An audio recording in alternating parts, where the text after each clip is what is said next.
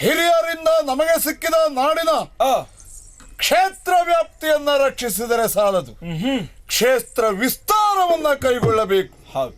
ಹಾಗೆ ಆ ಈ ಹೊತ್ತು ನಾನು ಆ ಹಿರಿಯರಿಂದ ನನಗೆ ದತ್ತವಾದ ಈ ಚನ್ನಪಟ್ಟಣದ ಅಧಿಕಾರವನ್ನು ಉಳಿಸಿಕೊಂಡದ್ದು ಮಾತ್ರವಲ್ಲ, ನಾಗಮಂಗಲವನ್ನು ವಶೀಕರಿಸಿಕೊಂಡೆ. ಹೌದು.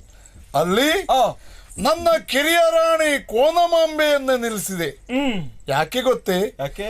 ಹಿರಿಯ ರಾಣಿ ಕಿರಿಯ ರಾಣಿ ಆ ಎಷ್ಟೇ ಒಂದಾಗಿದ್ದಾರೆ ಎಂದರು, ಸಮಾನ ಮನಸ್ಕರು ಅಂದರು, ಆ ಸವತಿ ಮತ್ಸರ ಒಂದಲ್ಲ ಒಂದು ದಿವಸ ಬಾಧಿಸುವುದೇ. ಹೌದು.